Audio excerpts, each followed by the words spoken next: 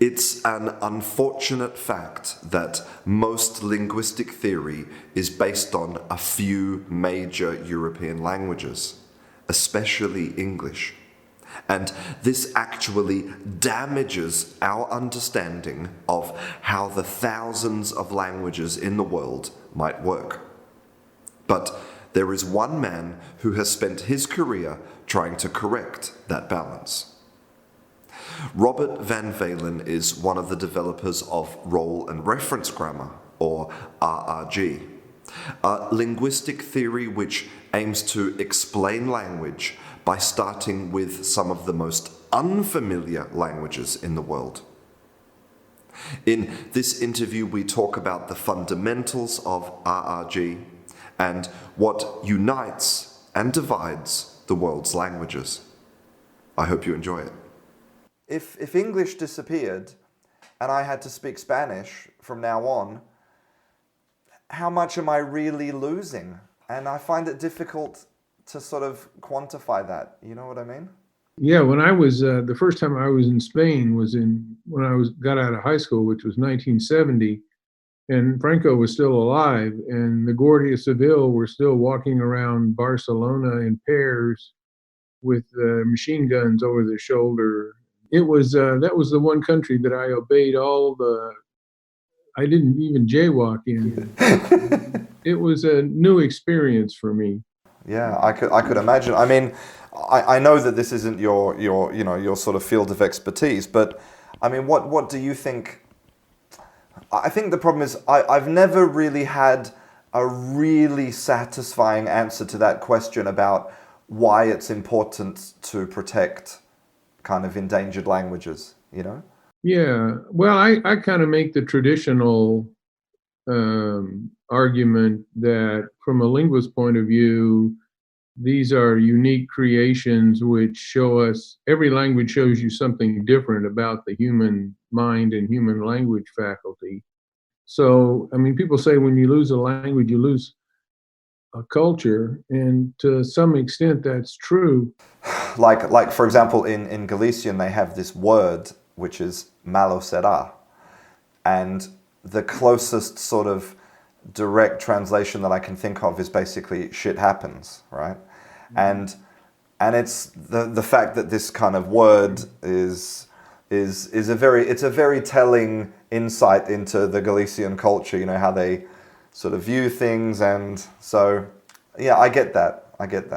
Yeah, I mean, I think foreign language study in general is crucial, not because you learn to, as a practical matter, to talk to more people, but rather you learn that the world isn't as your language tells you.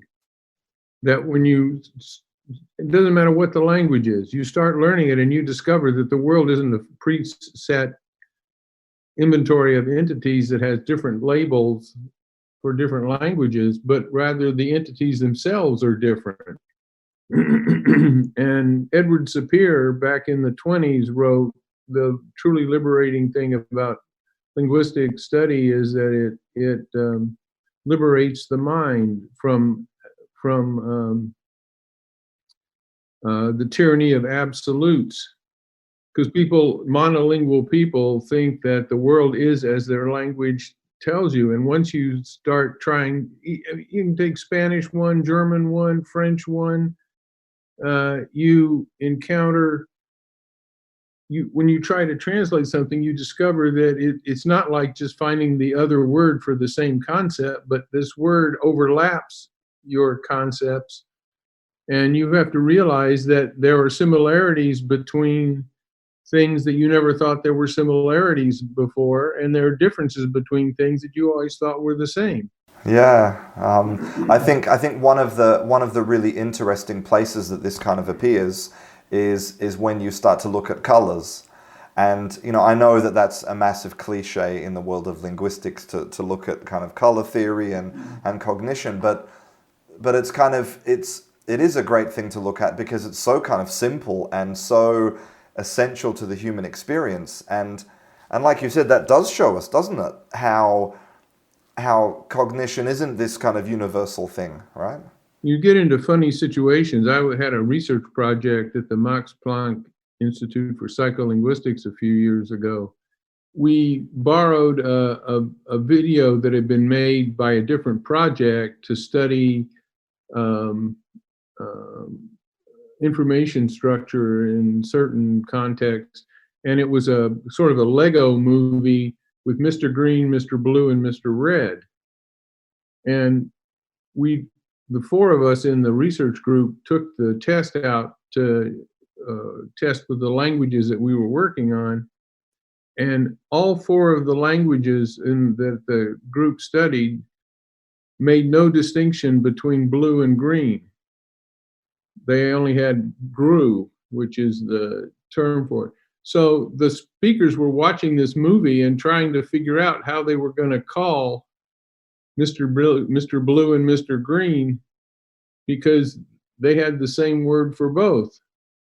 So it was, I mean, in European languages, you don't have this problem. And the thing was designed originally for a second language acquisition study on Turkish and German and Dutch and so on.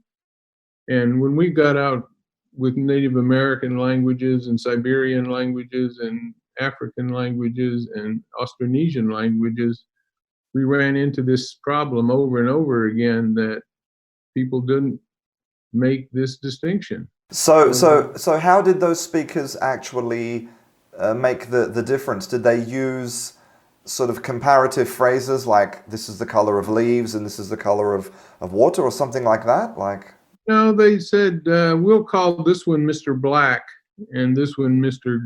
Gru. Basically, they just picked black as for the darker color and called him Mr. Black to get around the problem. But it was kind of amusing to run into this issue. I saw a replication recently, and I think it was maybe in cognition, and they proved that Berlin and Kay were mostly right about this. There being like foci for the different kind of colors. Yeah, I mean, it's interesting that the color was originally proposed as a test of the Sapir-Whorf hypothesis. And it always struck me as a funny test. I mean, what they're really about is not physical perception, but categorization. So we categorize two things as the same, and another language categorizes them as different. So, I mean, the example I give in class when I teach Saussure, who, by the way, was a radical relativist. He never gets brought up. Nobody says the Saussure's Sapir-Whorf hypothesis, but Saussure was I mean, he said there are no distinct ideas before the appearance of language. I mean, and the fact that the signifieds are arbitrary across languages is different concepts attached to different words and stuff. But I give the example of the Mississippi, the Ohio, and the Missouri. In English, those are all rivers. In French, the Mississippi is a fleuve, but the Ohio and the Missouri are rivière because a fleuve flows into the ocean and a rivière flows into another river. So if you ask a French speaker, are the Ohio, the Mississippi, and the Missouri all the same thing? They would say no. One is a fleuve and the other two are rivière. And if you ask an English speaker, are these things the same? They'll say, yeah, of course, they're rivers. So, because I know that some of your work has sort of dealt with this question of linguistic universals, or, especially related to, some of the ideas of universal grammar. I mean, what do you think is the state of the art as so far as linguistic universals? I'm not a fan of Chomsky's view, which you're pretty clear on. One of the claims that RRG makes is that the more semantically motivated something is, the less cross-linguistic variation there will be. And the less semantically motivated something is, the more cross-linguistic motivation there will be. So to take an example, if you think of the problem of determining the proper conditions on the interpretation of a reflexive pronoun. So John saw himself. John talked to Mary about himself. John talked to Mary about herself. There's two issues in the analysis of reflexives. One is, what's the relationship between the antecedent and the reflexive? So basically, in most theories, it's the antecedent is higher in the tree than the reflexive. Now, I define that semantically. That is, actors bind undergoers, agents bind patients, not the other way around. That there's a semantic, and that's universally. There aren't any exceptions of cases of objects binding subjects or patients binding agents. The other issue is, how far away can the reflexive be from the antecedent? And English is very conservative. You can say John hurt himself, but you can't say John told Mary to help himself. Okay, which is perfect in Icelandic. In Icelandic, you can do that. And in Japanese, you can do that and have even the reflexive even farther away. So the question of how far away the reflexive is from the antecedent is not a semantic issue. It's a syntactic issue, and languages vary dramatically along that dimension. But on the other dimension, they're very consistent.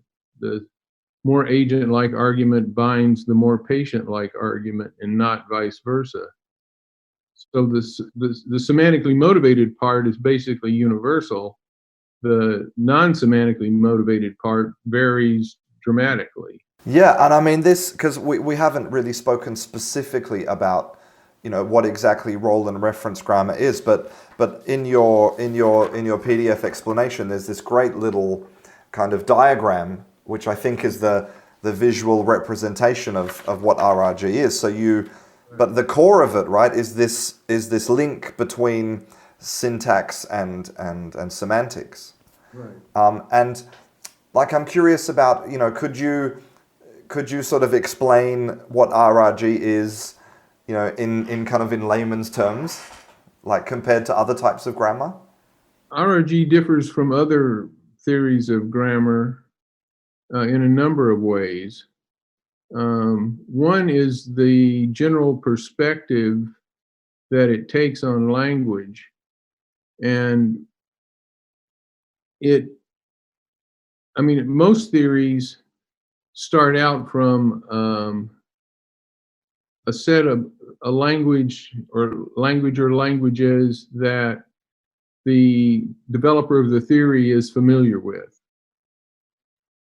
Okay, and so most linguistic theories that are discussed in the, you know, Western Europe, Britain, US, and so on, started from Indo-European languages or started more or less from English. And the basic ideas were developed with respect to familiar languages, and then you try to extend them to more exotic languages. And RRG turned that on its head. So when Bill Foley and I were graduate students at Berkeley, I was studying Lakota, which is the language of the Sioux Indians. Bill was studying Tagalog, which is the national language of the Philippines, and we'd read Bob Dixon's Grammar of Dearball, which is an Australian Aboriginal language. And we asked the question, what would linguistic theory look like if we started from Lakota, Tagalog, and Girbal rather than English? So rather than start with the familiar and work to the exotic, we'd start with the exotic and work back to the familiar. And when you do that, the familiar doesn't look so familiar anymore. And you discover that most of the categories that theories operate with don't necessarily hold for these other language types. So it gives you a new perspective on familiar languages. So that was one thing. So that's why, like, the theory of clause structure in RRG, the theory of grammatical relations, is all different from other theories, is because we started from these rather different grammatical systems. The other thing is that we were committed to the idea that, and this is, I mean, RRG started out as a theory of grammatical relations, and the role and the reference were taken from a paper by Paul Schachter from 1977 called Role-Related and Reference-Related Properties of Subjects. And I was writing a paper, and I thought I should give a name to this stuff that Bill and I were doing. And so I borrowed Schachter's terms, and that's where role and reference grammar comes in, is the idea that you've got semantic roles on the one hand and pragmatics, discourse pragmatics, which is the reference, on the other, and that you get an interaction between these two in the constitution of grammatical relations in different languages, and you get a different mix. So the grammaticalization is not the interaction of discourse pragmatics and semantics is different in different languages, and this underlies the differences in grammatical systems. That sort of brings me to ask, because I know that there's this sort of questioning, maybe not just in the field of linguistics but in the field of science in general, that a lot of science is based on weird people, right? So that's Western, educated, industrialized, rich, and democratic. And I think it's really interesting that you sort of looked at the way that language was studied, which was, as you say, like trying to compare all other languages to Latin or Greek or whatever. And you said, well, no, how about if we start with something weird? And like, do you think that this has had a really negative effect on maybe the study of language in the past, 50 or 100 years? You mean this taking Indo-European as a starting point? Yeah. I mean, I think it's led to a particular point of view. So, and this is something that linguists like Franz Boas talked about way back in 1911, that languages don't necessarily, the categories you find in languages, there are categories that we think are essential, like tense, which are missing in other languages. And the other languages have categories that aren't part of Indo-European languages. So when you start from Indo-European, you are, in a sense, committing yourself to a set of categories that may not work cross-linguistically. I mean, we talked about sort of Worfian effects. Well, I think there's Worfian effects on linguistic theory, in that it's hard to imagine a Russian speaker, a Slavic speaker, coming up with a theory based on rigid phrase structure, and it's equally difficult to imagine that an English speaker would come up with a theory of communicative dynamism um, like the Czechs did. I mean, those theories reflect properties of the native language of the theoretician. But Roland reference grammar can account can account for variation in all languages.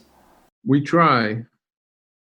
I mean, it's the again, to go back to the thing I said earlier about the more semantically motivated something is, the less cross-linguistic variation.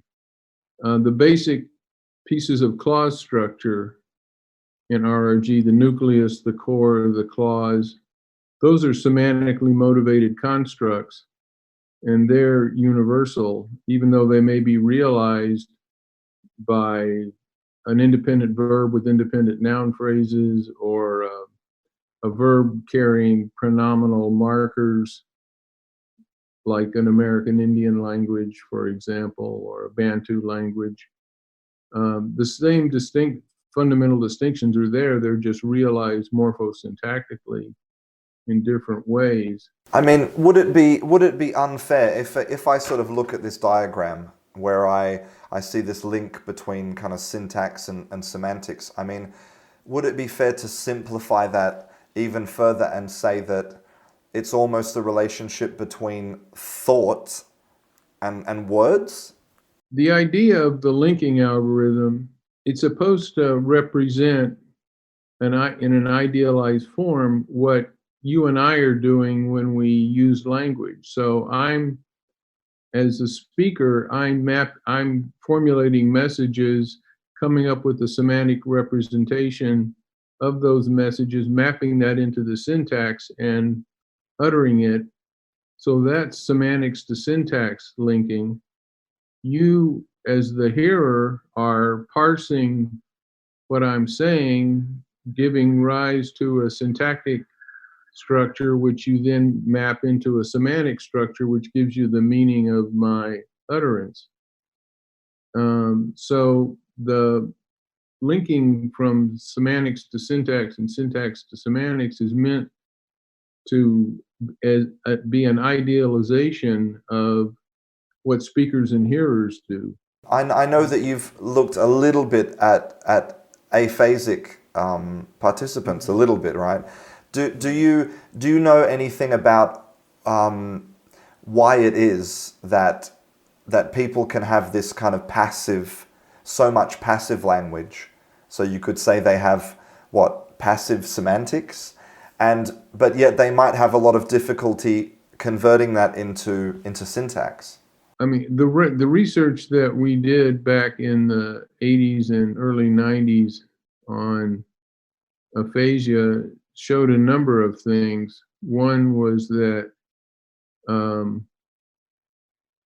this area, anterior Brodmann's area 22, which is the part of the temporal lobe before auditory cortex, was involved in syntactic processing and seemed to have was also involved in the processing of music, which both involve complex structural relationships.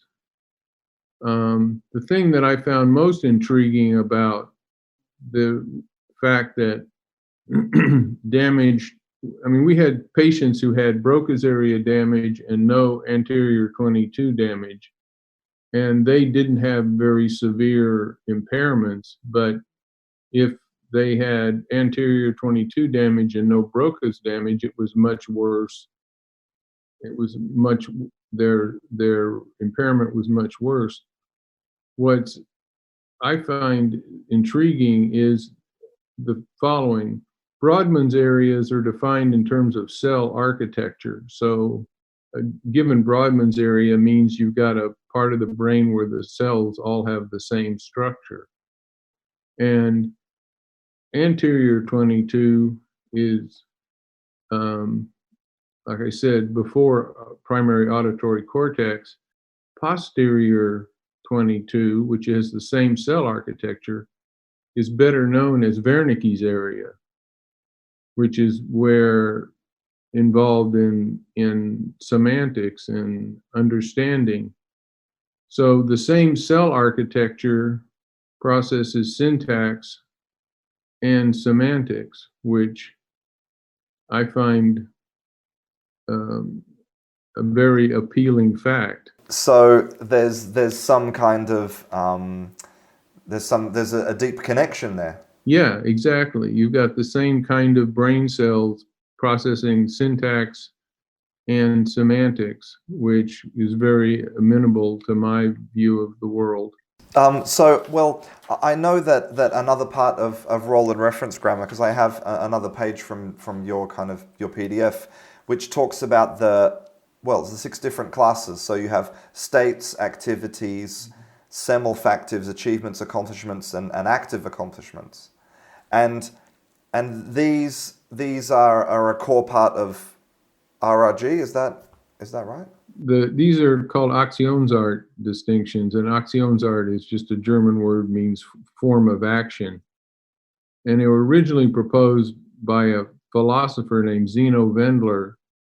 On the basis of English data, he proposed the distinction between states, activities, achievements, which were punctual changes of state, like shatter or explode, and accomplishments, which were non-punctual changes of state. So melt, freeze, recover from illness. And another linguist by the name of David Dowdy proposed a formalization of Wendler's distinctions, which we used as the basis for our lexical representation.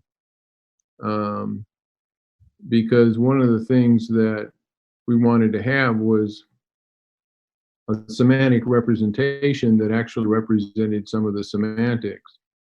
I know that sounds kind of funny, but most theories operate with a very minimal semantic representation, and we wanted something more substantive.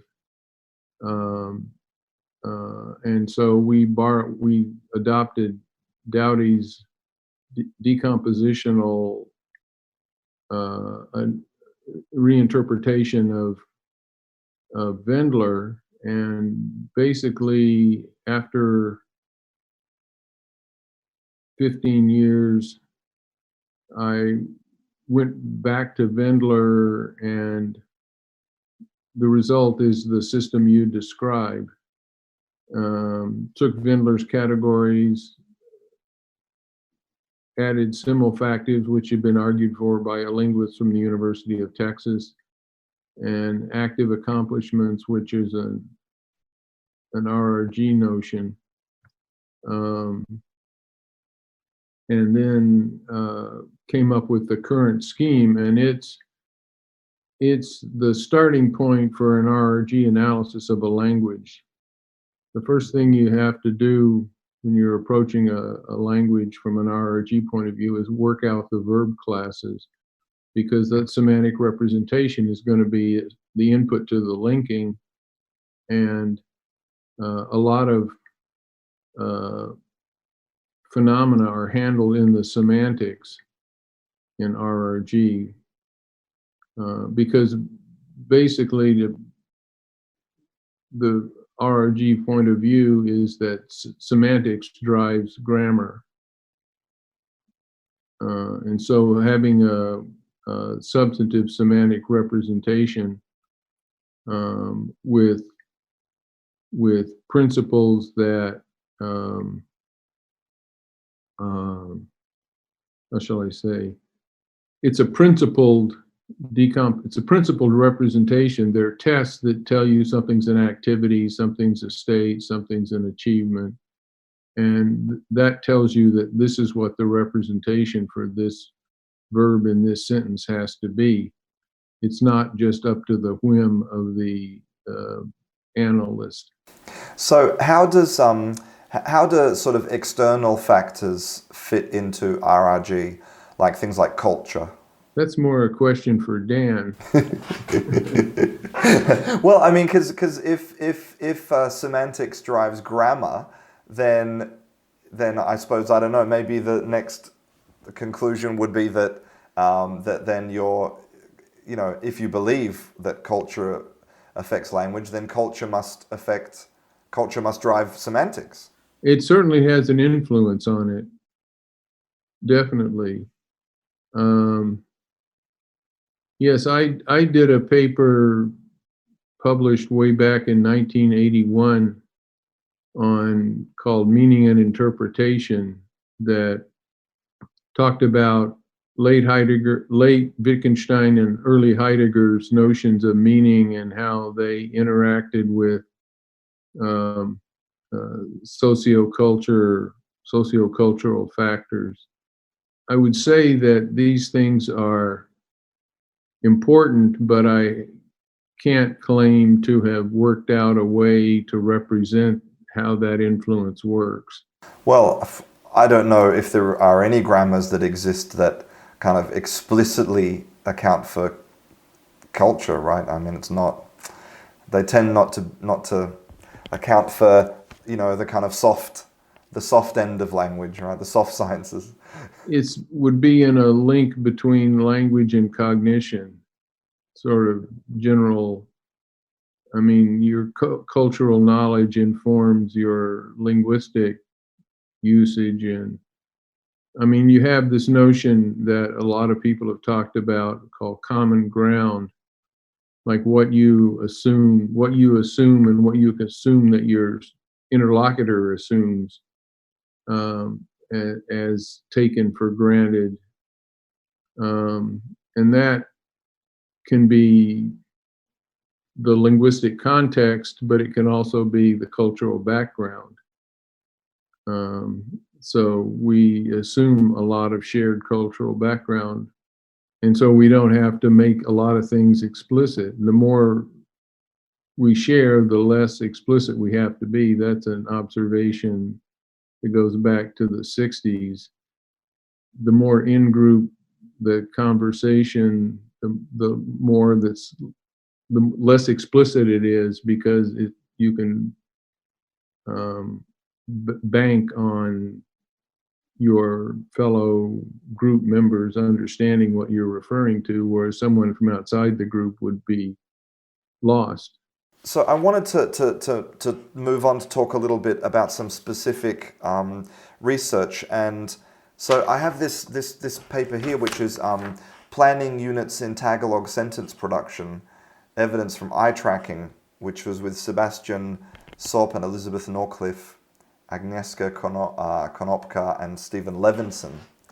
And I think it was really interesting to me about kind of the question. The question was, how does the brain produce a sentence when maybe the first part of the sentence relies on information that comes in the second part of the sentence?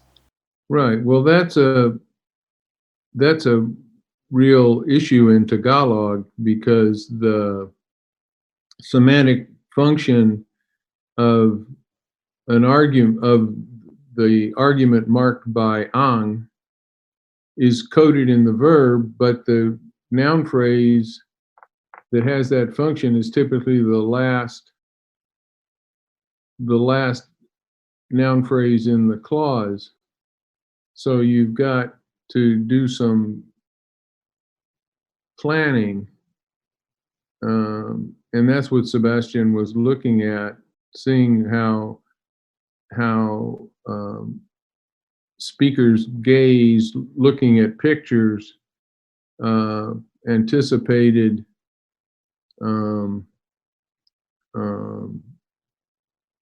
where the sentence was going. I mean, Tagalog has been this focus of a lot of research. I have a project at the University of Dusseldorf on information structure that includes Tagalog. As one of my colleagues, my co-PI, is an expert on Tagalog, and she has been investigating Tagalog information structure. But that was Sebastian's dissertation research, part of his dissertation research. And he did some really path-breaking work on eye tracking, and I don't think anybody had ever looked at Philippine languages in this way before. And it's quite impressive work. Yeah, I think it's fascinating, and a question I'm going to ask you, and again, I know this is, maybe not a question that you get asked very often, but like knowing what you know about the way that languages work, especially from an RRG perspective, if you were going to learn a language, how would you approach it? Well, I mean, being a linguini, I I would approach it. I probably would approach it, like I would if I were analyzing it. Start with the verb semantics and work my way up to discourse. But that's not very practical. That's not a very practical approach. But it would give me both an analysis and some speaking competence. If there's a larger question of what could RRG do for language teaching, I suspect that the fact that many phenomena are explained in semantic terms rather than in abstract syntactic terms is something that can be paraphrased for non-specialists to appreciate. Like the thing I said about reflexive binding, the doer binds the done to, basically. You could put it in those terms and you would always get the right result. I mean, I don't know how difficult it is to teach people reflexive pronouns, but Well, I mean, I think it depends on their kind of native language, because, like, for example, for an English speaker to look at Spanish reflexive verbs, for example, I know they're not pronouns, but well, they sort of are, but that's to an English speaker, it's kind of a bit weird because we don't have reflexive verbs that work in the same way. no, not at all. So being able to abstract the concept and say, well, it's about binding, I think that could definitely be useful in the classroom. Yeah, well, the Romance reflexives are um, an interesting topic. There's been a lot of written about them, and I have a syntax text that I published in 1997 together with Randy Lapola. We've got an extensive analysis of Romance and Slavic, which run pretty much in parallel, reflexive. And the thing that is so interesting is that most uses of the so-called reflexive aren't reflexive. They're either obligatory with the verb, or they take a transitive verb and make it intransitive. And you get, this example that I used to talk about was se me rompió la taza, which can mean I broke my cup broke on me, I accidentally broke the cup. The same string of words has a whole bunch of different interpretations, and none of them are reflexive. I mean, it's either I'm the possessor of the cup, or the cup broke on me. Yeah, and well, as an English person learning Spanish, people say the sort of general explanation for reflexive verbs in Spanish is that it's basically, if you can substitute self, then it's a reflexive verb. And I'm like, well, no, not really, because there are plenty of verbs where the self is doing something, but they're not reflexive. and that this logic doesn't really, as you say, it doesn't really apply. No, I've always objected to people saying the door opens itself. I mean, that's not what it means. Actually, I've claimed that calling it reflexive morphology is a misnomer because that's one of the uses of it, and that's perhaps salient, but there's a much wider range of uses, and most of which aren't really reflexive, that they involve operations on the argument structure of the verb. So when you get impersonal C constructions, there's nothing reflexive about se habla español. The Spanish speaks itself. Right, exactly. That's not what it means. Yeah, no, exactly. Anyway, I don't know if that would help the language learner or not. This could be explained differently in terms of take the more technical analysis and translate it into layman's terms, if that's possible. Because one of the difficult things when you're learning another language is how do you, if structures are different, how do you learn to make that transfer? How do you learn to take something which is one way in English and transform it into Spanish? And I think RRG has some answers. Well, I would hope so, but I'm not the one to work that out. There's been some interesting work done on Spanish. In particular, I had a graduate student from Argentina who looked at clitic doubling in Spanish, where you normally double the dative clitic.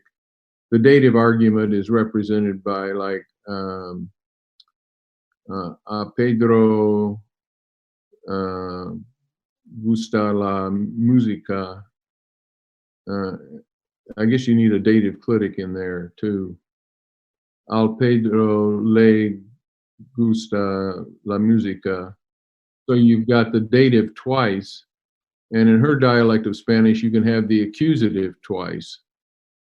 You can have the accusative clitic together with a direct object, which is called clitic doubling, and it's primarily in Latin America and not in all varieties of Latin American Spanish, more in South America. Mexico doesn't typically have it, and it's an interesting phenomenon. You've devoted most of your life and all of your professional career to studying languages, and I'm wondering why you think that language is important. I mean, I hate to sound like